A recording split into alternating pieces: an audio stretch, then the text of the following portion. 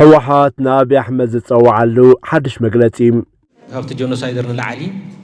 بلسقنا اللعن خوينم بلسقنا خوينم يوم زتقفوا زلو ساوت مالو سمي إثيوبيا مبراس السودانات فياتهم كتبان ساعتن كما تصور صور كوينات تبقرنا أفريقيا ملكتات كلمة كوينات مغلن أديس أبان زتكمال زلو عميلام سلامت عنا نعاخاتكم يخون زخبركم تقاتلتنا قبلهم مدلاونا حيثنا لكم قريبنا زلنا تحسق سقاقركم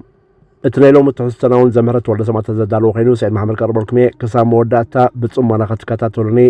بخبر عدم ناي تግራይ ጉዳይ مفتاح ኩናት መውጋዲ ልዕሊ ሁሉ ግን እቲ ችግር ዝፍታሕ በኃይልታት ፖለቲካ ትግራይ በህዝብ ትግራይ ህዝብ ትግራይ ማዕከል ብዝገበረ ምንቅስቃሴ ኣብቲ ጆኖሳይደር ንላዕሊ ኣብ ብልጽግና ንላዕሊ ኮይኖም ብልጽግና ኮይኖም እዮም ዝጣፈኦ ዘለው ሳብቲ ማለት ሰሚዖም ሰልፍታት ኣብዚ ትሕዝቶ እታ ኣሰካፍ እንዳኾነ ዝመጽእ ዘሎ ኣብ መንጎ መንግስቲ ፌደራል ኢትዮጵያን ክልላዊ መንግስቲ ትግራይን ማለት ሕወሓትን ዝካየድ ዘሎ ናይ ቃላት ኩናት ደረስሒቱ ነታ ሃገርን ካብኡ ሰጊሩ ናብ ሓድሽ ደማዊ ኩናት ብቕልጡፍ ይደፍእ ምህላው ዘርኢ ዓሚቕ ጂኦፖለቲካዊ ትንተና እዩ። ብፍላይ ኣብዚ ዳሕራዋይ እዋን ሕወሓት ነቲ ዝተለምደ ዲፕሎማስያዊ ቋንቋ ስምምዕ ፕሪቶርያ ብምሕዳግ እንጻር ቀዳማይ ሚኒስትር አብይ አሕመድ ዝጥቀመሉ ዘሎ ኣዝዩ ተሪርን ከም ጆኖሳይደር ዝኣመሰለ ተጻባን ቃላት ከምኡውን ኣዲስ ኣበባ ህዝቢ ብስነ ኣእምሮ ንኩናት ንምድላው ተካይዶ ዘላ ናይ ፕሮፓጋንዳ ዘመተታት ኩነታት ሰሜን ኢትዮጵያ ካብ ቁጥጥር ወጻኢ ይኸውን ምህላው ብንጹር ዘመልክት እዩ። እዚ ከምዚ ኢሉ እንከሎ መንግስቲ ኢትዮጵያ ኣብ ልዕሊ ሱዳን ዘንበሮ ሓንደበታዊ ምቁራጽ ቀረብ ኤሌክትሪክን ነዚ ስጉምቲ እዚ ምስ ቅድሚ ሕጂ ኣብ ልዕሊ ዜጋታት ኤርትራ ሱዳንን ግብፅን ዝወሰዶ ናይ ቪዛ እገዳ ብምትእሳር ኣብ ዞባና ዝካየድ ዘሎ ሓደገኛ ጂኦፖለቲካዊ ህልኽን ሕነ ምፍዳይን ናበይ ከምርሕ ከም ዝኽእል ብዘርአ መንገዲ ክቐርብ እዩ። እዚ ኤን ሚድያ እዩ። ኣብዚ እዋን ምድላዋት ኣዲስ ኣበባን መጠንቀቕታ ኢሃፓን ኣብ ሰሜናዊ ክፋል ኢትዮጵያ ዘሎ ፖለቲካውን ጸጥታውን ሃዋህው ዳግማይ ናብ ናይ 2020 ኩነታት ይምለስ ኣሎ ዝብል ስጋት ኣብ መላእ ዞባና ይጋዋሓሎም። ተቃዋሚ ሰልፊ ኢትዮጵያ ዝኾነ ህዝባዊ ሰውራዊ ሰልፊ ኢትዮጵያ ማለት ኢሃፓ ኢፒአርፒ ኣብ ዘውፅኦ እዋናዊ መግለጺ ፌደራላዊ መንግስቲ ኣዲስ ኣበባ ንክልል ትግራይ ደይመደይሉ ናብ ሓድሽ ኩናት ይደፍእ ኣሎ ክብል ብትሪ ኸሲሱ ቀኒሎም። ከም መግለጺ ኢሃፓ መንግስቲ ኣዲስ ኣበባ ኣብዚ ሕጂ እዋን ሰፊሕ ናይ ፕሮፓጋንዳ ዘመታታት የካይዳሎም። ዓላማ ናይ ዘመተ ድማ ሓፋሽ ህዝቢ ኢትዮጵያ ብስነ ኣእምሮዊ መዳይ ንሓድሽ ወተሃደራዊ ግጭት ምድላው ምዃኑ እቲ ሰልፊ የጠንቀቕ። እዚ ክስ እዚ ኣብ ባይታ ብዝረአ ዘሎ ጭቡጥ ምንቅስቓሳት እውን ይድገፋሎም። ንኣብነት ኣብ ዝሓለፈ ሰሙን መንግስቲ ኣዲስ ኣበባ ኣንጻርቲ ሕወሓት ኣብ ትግራይ የካይደሉ ዝተባህለ ጉድድ ዕስክርና ዝኾነን ሰላማዊ ሰልፊ ብወግዒ ኣዳሊ ነይሩ እዩ። እዚ ሰላማዊ ሰልፊ ብኣጋጣሚ ዝተኻየደ ዘይኮነስ መንግስቲ ንሕወሓት ከም ስጋት ጸጥታ ብምስኣል ንህዝቢ ንምልዓልን ንመጻ ወተሃደራዊ ስጉምቲ መምኽነይ ንምድላውን ዝተጠቀመሉ ፖለቲካዊ መሳርሒ ምዃኑ ፖለቲካውያን ተንተንቲ ይገልጹ። እዚ ውጥረት እዚ በቲ ዓለም ለኻዊ ትካል ተጠባቐ መሰላት ዝኾነ ሂማን ራይትስ ዎች ዘውፅኦ ሓድሽ ጸብጻብ ብዝያዳ ተጋዲዱ ይርከብ። እቲ ትካል ንሰበስልጣን ትግራይ ንሰላማውያን ሰባት ሓዊሱ ክሳብ ወዲ 15 ዓመት ዝዕድሚዮም ትሕቲ ዕድመ ቆልዑ ብዘይሕጋዊ መንገዲ ይገፉን ንወተሃደራዊ ዕላማ ይምልምሉን ኣለዉ ክብል በኸቢድ ከሲስዎም ኣሎም። እዚ ጸብጻብ ነቲ መንግስቲ ኢትዮጵያ ዘቕርቦ ዘሎ ክስታት ሓይሊ ዝህብ ኮይኑ ንሕወሓት ኣብ ሃገራዊ መድረኽ ኣብ ከቢድ ጸቕጢ ዘእቱ እዩ። ይኹን እምበር ሕወሓት ነዚ ናይ ጉድድ ዕስክርና ክስታት ሙሉእ ብምሉእ ነጺጎ ይርከብ። እቲ ዘገርም ግን ሕወሓት ነቲ ክስ እናነጸገ ክነሱ መራሕቲ ጉጅለ ኣብ ዝሓለፈ ሰንበት ንህዝቢ ትግራይ ዘመሓላልፎ መልእኽቲ ግን ኣዝዩ ተጻባእን ናይ ኩናት ቃና ዘለዎን ነይሩ። ንሱ ንህዝቢ ትግራይ ልኡላውነት ትክልል ምክልኻል ብምድላው ክብሩ ክመልስ ብግህዶ ጸዊዕሎም። ካብኡ ሓሊፉ ልኡላውነት ትግራይ ብሰላም ኣይረጋገጽን ብምባል ዘስምዖ መድረኽ ጉዳያት ብሰላማዊ ዘተ ክፍትሑ ዝኽእሉሉ መድረኽ ይዕጾ ምህላውን ኣፈሙዝ ብረት ዳግማይ ንምልዓል ሙሉእ ወተሃደራዊ ምድላዋት ይግበር ምህላውን ዘረጋግጽ እዩ። ነዚ ሕጂ በፂሕዎ ዘሎ ደረጃ ውጥረት ብዝያዳ ንምርዳእ ኣብ ዝሓለፈ መዓልትታት ብቢሮ ጉዳያት ኮሚኒኬሽን ትግራይ ዝወፅእ ወግዓዊ መግለፂ ብዕምቆት ምምርማር የድልም። እዚ ብሄራዊ ህልውና ህዝቢ ትግራይ ብሕብረትን ሓድነትን ስትራቴጂያዊ ዓቕምታት ትግራይ ይረጋገጽ ኣብ ትሕቲ ዝብል ኣርእስቲ ዝወፀ ሰነድ ነዚ ድሕሪ ውዕል ፕሪቶርያ ክዝውተር ዝጸንሐሉ ህዝቡን ዲፕሎማሲያውን ቋንቋ ሙሉ በሙሉ ዘሓደገዩ እቲ መግለጺ ንቀዳማይ ሚኒስትር ኢትዮጵያ አብይ አሕመድ በቐጥታ ውልቀ መላኽ ጆኖሳይደር አብይ አሕመድ ክብል ይጽውዖም ሓደ ንባዕሉ ኣካል ፌደራላዊ መንግስቲ ዝብል ክልላዊ መንግስቲ ንመራሕቲ ሃገር በዚ ከም ዝበለ ናይ ጽልእን ገበረኛ መጻውዓ ቃላት ምጥቃሙ መንጎ መቐለን አዲስ አበባን ዘሎ ዝምድና ሙሉ በሙሉ ከም ዝፈረሰ ዘርኢ ጭቡጥ መርትዑ እዩ ኣብ ስነ ፖለቲካን ትንተና ግጭትን ንሓደ መራሒ ጆኖሳይደር ወይ ፈጻም ጃምላዊ ህልቂት ኢልካ ምጽዋዕ ተራ ጸርፊ ዘይኮነስ ዝኾነ ናይ ሰላም ዘተ መንገዲ ዝዓጽ ስትራቴጂ እዩ ምኽንያቱ ምስ ጆኖሳይደር ሰላማዊ ውዕል ክትገብር ብሞራል ኮነ ብፖለቲካ ይከኣልኒ እዚ ድማ ንውዕል ፕሪቶርያ ብተግባር ዝቐባ ኣካይዳ እዩ ህወሓት ነዛ ቃል ብተደጋጋሚ ብምጥቃም ነቲ ኣብ 2020 ክሳብ 2022 ዝተኻየደ ኩናት ከም ናይ ጃምላዊ ህልቂት ፈተነ ገይሩ ዳግማይ ንህዝቡ የስምዖሎም እዚ ድማ ንህዝቢ ብስምዒት ኣላዒልካ ንሓድሽ ኩናት ናይ ምድላው ስነ ኣእምራዊ ስልቲ እዩ እቲ መግለጺ ትግራይ ካብ ናይ ቃላት መጥቃዕቲ ሓሊፉ ጭቡጥ ወተሃደራዊ ስጋት ከም ዘሎ ይዝሕብር ኣብዚ ሰነድ ከም ዝሰፈረ ጆኖሳይደር ኣጋዛዛ አብይ አሕመድ ንህዝቢ ትግራይ ካብ ገጽ ምድሪ ንምጥፋእ ዝዓለመ ሰፊሕ ወተሃደራዊ ምድላው ኣዛዚሙ እቲ ኩናት ዝጅመረሉ ትእዛዝ ንምሃብ ኣብ ጫፍ ከም ዝበጽሐ ይገልጽ እዚ ምኽንያት ድማ ህዝብን መንግስትን ትግራይ ነዚ ጥፍኣት ኢዶም ኣጣሚሮም ክጽበዩ ስለ ዘይክእሉ እቲ ናይ መድረኽ ዘተታትን ይካየዱ ከም ዘለዉ የረድም እዚ ማለት እቲ ብሂውማን ራይትስ ዎች ኮነ ብፌደራላዊ መንግስቲ ዝቐርብ ዘሎ ናይ ዕስክርና ምድላዋትን ክስታት ኣባይታ ብመልክዕ ህዝባዊ ምልዓል ብወግዒ ትግበር ኣሎ ማለት እዩ ክልቲኦም ወገናት ኣብ ሓደ ሓደገኛ ዙረት ተሸሚሞም ኣለዉ ኣዲስ ኣበባ ንህዝባ ህወሓት ውድድ ዕስክርና ይገብር ኣሎ ኢላ ብፕሮፓጋንዳ ክሰርሕ እንከላ መቐለ ድማ ንህዝባ ጆኖሳይደር ኣብ ኸጥፋኣና ነቒሉ ኣሎ ብምባል ተዕጥቓላም እዚ ብመንፅር ናይ ቅድመ ኩናት ሃዋህው ኮይኑ ነብሲ ወከፍ ወገን ነቲ ካልእ ከም ቀታሊ ገይሩ ብምስኣል ንኩናት ቅቡልነት ይህበሎም ተጽዕኖ ኣብ ልዕሊ ሃገራውን ዞባውን ጸጥታት ዝያዳ ዘስግእ ክፋል ናይቲ ህወሓት ዘውፅኦ መግለጺ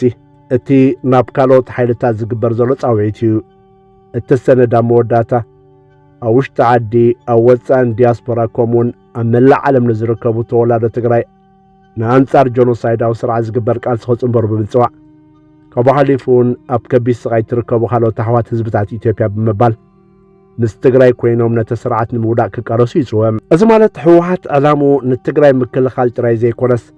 ከምቲ ኣብ 2021 ክሳብ ጥቓ ኣዲስ ኣበባ ዝበጽሓሉ እዋን ዝገበሮ ሕጂ እውን ምስ ካልኦት ተቃወምቲ ሓይልታት ኢትዮጵያ ከም ፋኖ ወይ ኦነግ ሸኔ ዝኣመሰሉ ክኾኑ ይኽእሉ ብምልፋን ንመንግስቲ አብይ አሕመድ ካብ ስሩ ንምውዳቕ ይሰርሕ ኣሎ ማለት እዩ እዚ ምኽንያት ካብ ተሰምዑ መግለፂ ኣቦ ወንበር ህወሓት ሎሚ ከም ቀደም በይንና ኣይኮናን ብዙሓት መሓዙት ኣለውና ብምባል ነቲ ምስ ኤርትራ ሱዳንን ኬንዮን እናዓመቐ ዝኸይ ዘሎ ዝምድናታት ኣፍሉጦ ብምሃብ ክንየት ተሰሚዖም ሰልፊ ብልጽግና ድሕሪ ሕጂ ምስ ትግራይ ጥራይ ኣይገጥምን ነቲ ስርዓት ከም ስጋት ዝርእይዎ ካልኦት ሓይልታት ኣለዉ ዋላ እኳ ኣብ ዓርስና ንተኣማምን እንተኾና ነዚ ስርዓት ከወግዱ ዝደልዩ መሓዙት ኣለውና ሰልፊ ብልጽግና ንዓኣቶም እውን ናይ ህላወ ስጋት እዩ ምዞም ሓይልታት ምሕዝነት ፈጢርና ኣለና ኢሉ ኣብ መደሩ መንግስቲ ኢትዮጵያ ነቲ ቅልውላው ብሰላማዊ መንገዲ ንምፍታሕ ድልውነት ከም ዘይብሉን ተዛሪቡ መንግስቲ ኣዲስ ኣበባ ህወሓት ምስ መንግስቲ ኤርትራ ብምዃኑ ኩናት ይዳለሎ እዩ ዝብል ክሲ ክቐርብ ጸንሐ ኮይኑ ህወሓት ብወገኑ እቲ መንግስቲ ምድለዋት ኩናት ይገብርን ሰራዊቱ ናብቲ ክልል የንቀሳቐስን ከም ዘሎ ክገልጽ ጸኒሑ እዩ ምዘተኣሳሰር ብዝመስል መልክዕ ሱዳን ትሪፑን በቲ ኢትዮጵያ ናብ ሱዳን ትልእኮ ዝነበረ ሰደድ ኤሌክትሪክ ደው ብምባላ መንግስቲ ሱዳን ብወግዒ ሓሲስዎ ኣሎም ሚኒስትሪ ጸዓትን ነዳዲ ሱዳን ከም ዘረጋገጾ እቲ ካብ ኢትዮጵያ ዝመጽእ ዝነበረ ኤሌክትሪክ ምቁራጹ ነቲ ኣብ መላእ ሱዳን ተኸሲቱ ዘሎ ጸገም ጸልማት ኣጋዲድዎ ይርከብ ሰበስልጣን ሱዳን ከም ዝገለጽዎ ኣብዘን ዝሓለፈ ሒደት ሰሙናት ምቁራጽ ኤሌክትሪክ ኣዝዩ ዝኸፍአ ኮይኑሎም ካብ ኢትዮጵያ ዝመጽእ ዝነበረ ቀረብ ደው ምባሉ ድማ ሓደ ካብቶም ቀንዲ ደረኽቲ ናይ ዘቕልውላው ምዃኑ ተንተንቲ ይገልጹ ታሪኻዊ ድሕረ ባይትኡ ክንርኢ ከለና ኢትዮጵያ ናብ ሱዳን ሰደድ ኤሌክትሪክ ክትልእኽ ዝጀመረት ኣብ ለካቲት 2012 እዩ እዚ ድማ ብባንኪ ዓለም ዝተመወለ ናይ መተሓላለፊ መስመር ፕሮጀክት 100 ሜጋዋት ሰዓት ንምቕራብ ዝኽእል መዋቕር ድሕሪ ምዝዛሙ ተተግቢሩ ሱዳን ድሕሪ ጅቡቲ ካብ ኢትዮጵያ ኤሌክትሪክ ብምርካብ ካልእት ሃገር እያ ነይራ ይኹን እምበር እዚ ከም ኣካል ሰፊሕ ዞባዊ ስትራቴጂ ውህደት ሰዓት ተባሂሉ ዝተጀመረ ፕሮጀክት ሕጂ ናብ ፖለቲካዊ ኣጽዋር ተቐይሩ ይርከብ ናይ ኢትዮጵያ ምንጭታት ቅድሚ ሕጂ ከም ዝሓበርዎ እቲ ናብ ሱዳን ዝግበር ዝነበረ ሰደድ ኤሌክትሪክ ብሰንኪቲ ኣብ ሱዳን ዝካየድ ዘሎ ኩናት ሓድሕድን መሰረተ ልምዓት ብዝወረደ ዕንወትን ባስታት 80 ሚታዊት ጎዚሉ ነይሩ ካብ ሓሊፉ ሱዳን ንሰለስተ ተኸታታሊ ዓመታት ዕዳ ክትከፍል ብዘይ ምኻላ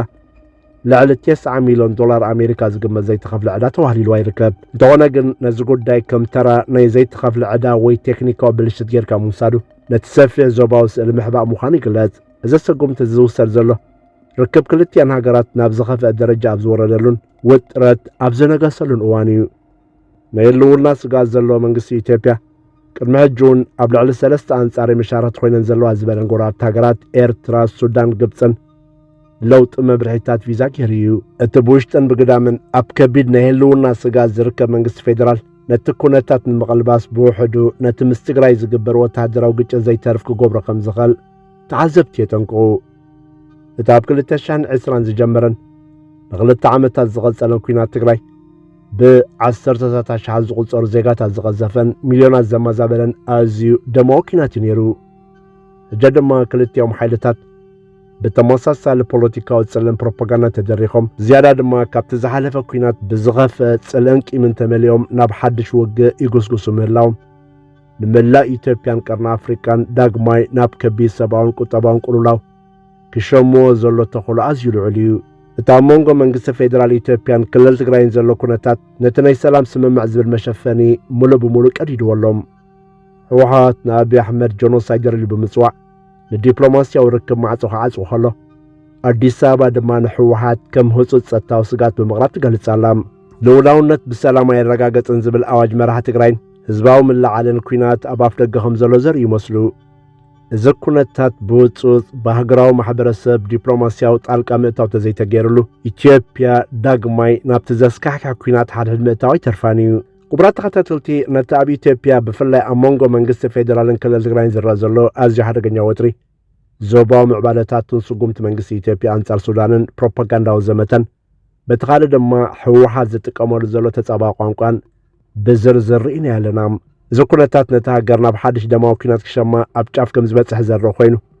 ኣንፈት ዞባና እንታይ ይመስል ከም ዘሎ ሰፊሕ ግንዛበን መረዳእታን ረኺብኩም ክትኮኑ ተስፋና እዩ ኣብዚ ብቐጥታ ንሃገርና ዝጸሉ እዋናዊ ምዕባለታት ዘለኩም ኣናባር መረዳእታን ከም ወትሩ ኣብ ቦታ ኮመንት ርእይቶን ሓሳብን ኣካፍሉ ላይክ ከምኡውን ንኻልኦት ንኽበፅሕ ሸር ክትገብሩና ዘኻኽርና ካልእ ኣገዳሲ መደብ ክሳብ ንራኸብ ሰላም የስማዕና ሰላም ለዚ በይንትና ኣይኮንናን መሓዙት ኣለዉ ኣብ ምንታይ وهذا سرعة زي أموجد بقى صلاين هاي الولد كم تنحنا نهلونا ندحنة حدا جانا منشي بالسجنا ينول قالوا تومون نهلونا هنا حدا جا بالسجنا يزولون يوم أبز حالة زي نور حز اللوم أرد فلذي ذت حاجز بنايو على علامة مال ذت حاجز حيلونا لتقرأ بيني يقول نتأمام قلنا بعلتناي بزح عتو أقول بالسجنا خوينو أنصار سراوي تقرأ يستسلف اللو خناتاتي نيرو حزق أنت يلنا خوينا قل أدي سوا ساعة زبط صح بيننا نشكم إنا مالتي كنا أفدق قدي سوا أمزق على سوزلو فانولو أفدق قدي سوا ناي أرومو نتصنت سراوي تلو أفدق قدي سوا ما حازت النهونا مالتي مس محازت كوين كاز سرح يكون حزم مالتي سلازي ازي قدن كنت كاملو زلنا سلازي متنقاق يدلو يزبل كسا حزيف تني حوار صلا احد عينتنا حوار كوين كان يمقلاس دليتا كله صبق يو هابت جونوسايدرن العالي بلصقنا العال خوينم بلصقنا خوينم يوم طفو زلو سابت مال سمعهم سلفتات مصانا كان مال تلعلن مال دقاسي نو يسرح له نحنا زبد نبهرا برستنا نوفر ضد اللي له وان مسينا لنا يغني لي